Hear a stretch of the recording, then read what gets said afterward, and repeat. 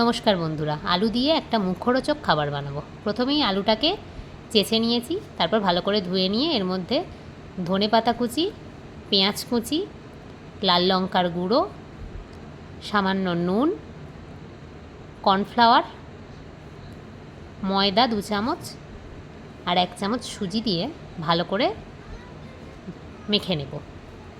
ভালো করে মেখে কিছুক্ষণ সাইডে রেখে দেব। তারপর একটা পাত্রে দই নেব।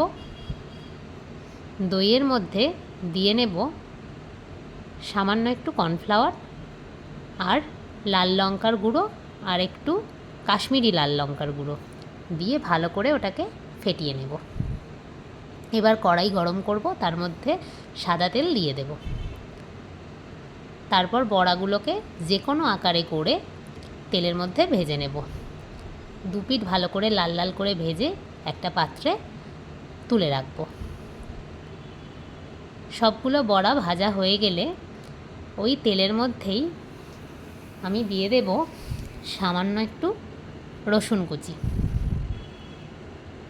তারপর দিয়ে দিলাম পেঁয়াজ কুচি, এবার দিলাম লঙ্কার কুচি। এবার বানিয়ে রাখা ব্যাটারটা এর মধ্যে ঢেলে দেব। সামান্য একটু নাড়াচাড়া করে নেব। এবার দিয়ে দিলাম ভেজে রাখা বড়াগুলো দিয়ে ভালো করে নাড়াচাড়া করে উপর থেকে সামান্য একটু ধনেপাতা কুচি ছড়িয়ে নেব। তাহলেই তৈরি হয়ে যাবে সন্ধ্যাবেলার মুখরোচক স্ন্যাক্স।